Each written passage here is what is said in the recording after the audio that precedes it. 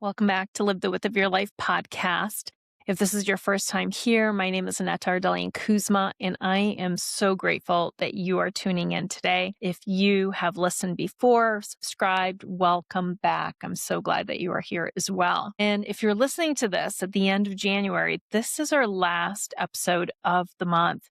And this is a closing episode. It's really important as we close out January. Before we move into what's next, I want you to pause with me because new beginnings don't start with doing more. They start with letting something else go.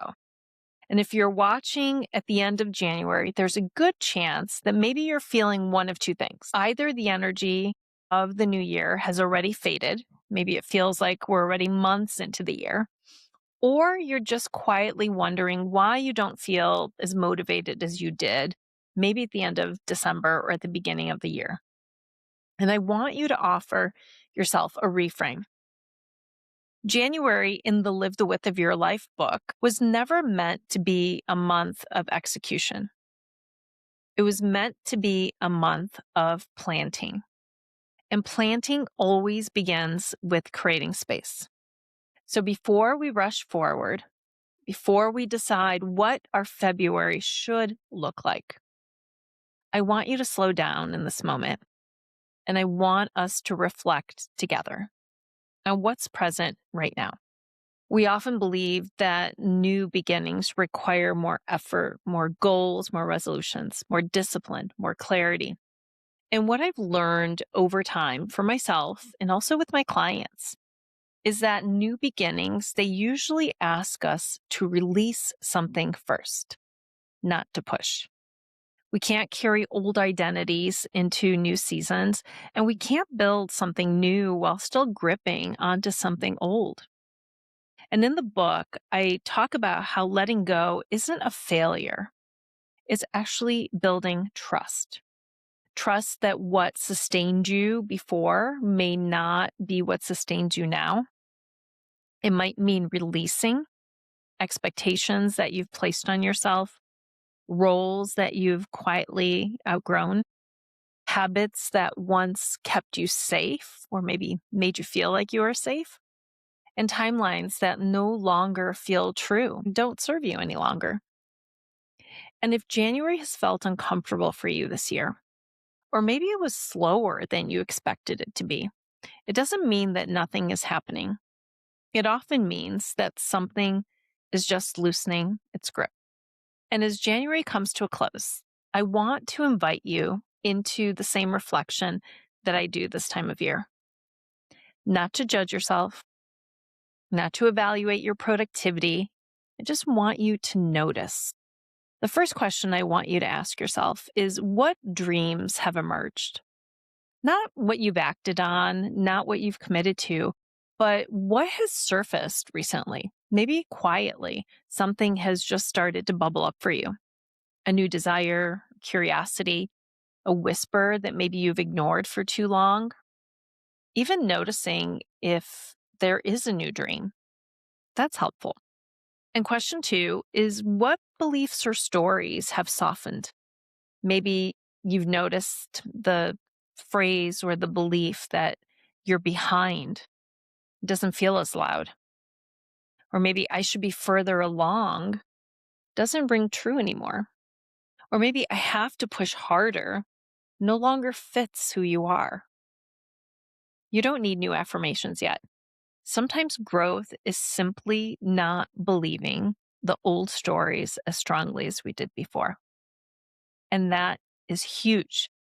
Question 3, what actions have you taken? Even small ones, the tiny aligned actions that we take. We often discount the kind of action that doesn't seem impressive or maybe isn't as big as we'd like it to be. But action could be resting. It could be telling yourself the truth, saying no, listening more closely. Maybe it's stopping something altogether that doesn't feel aligned. I do that all the time. The older I get, the easier it is for me to do it. If you honored yourself more honestly this month, that is action. And that is something to celebrate.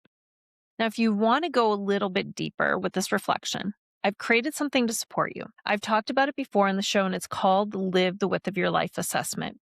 And it's a free tool that I created that looks at 10 different areas of your life, gives you an opportunity to just examine your baseline. How are you feeling in these different areas? No judgment. We're not asking you to solve for anything yet. It just really helps to identify maybe some areas that you want to focus in. And the link is in the description below. January wasn't asking you to become someone new overnight. It was asking you to remember, to notice what wants to grow, to release what feels heavy, to begin gently. This is how we build the width of our life. Not through force, but through awareness. And the awareness becomes the foundation for what gets to come next. And to help you build this awareness more, or to make sure that you stay in alignment, I've also created a daily alignment template. It's a simple 5-minute practice. It is not complicated, but you can return to this every morning. You can print copies for yourselves. You can do it digitally. It just allows you to stay connected to what matters most, showing up, being accountable to that every day in the morning and in the evening. It's not about productivity. It's more about presence and staying aware and aligned to the choices and the commitments that you've made to yourself. And I've also included the links to that so you can download it below for free again. And as we move into February, the month of February, the invitation starts to shift. If you're following along in the Live the Width of Your Life book, which I would highly recommend that you do, because it's an easy way to stay accountable to yourself with just daily posts. They're inspirational, there's journal prompts, there's challenges. Our focus for February is self-love and service. Sometimes we think of February as the month of Valentine's Day, of romantic love. This really allows us to focus in on love and compassion for ourselves. Because once we create space, like we did in January, the spaciousness, we then can learn how to care for what's emerging, what's coming in. And self-love is not selfish. It's how we become available to others without depletion. And service doesn't begin with sacrifice. It begins with wholeness. So if January helped you to create more space, to notice what's emerging, February will invite you to tend, to nourish, and to let that care ripple outward into the world. And before we move on, I want you to hear this. You don't need to rush. You don't need to catch up. You don't need to prove anything to yourself or to anyone else. And if all that January did was give you a greater sense of awareness, then that's enough. Because awareness is where the transformation begins. And if you're feeling called to explore what this could look like with a little bit more personalized support, I'm here for you. If you're ready to realign your success with what really is true for you internally, I would love for you to just book a complimentary clarity call with me. It's 30 minutes. We'll explore where you are, where you want to go, and even discuss whether the Sacred Success Coaching is the right next step for you. And you can also find that link below. If this conversation resonated with you, if it was helpful at all, I would invite you to subscribe to the channel so you can come back and be notified every time a new episode is available. And if it really was helpful for you, I would love for you to share it with someone else that could also use the same message.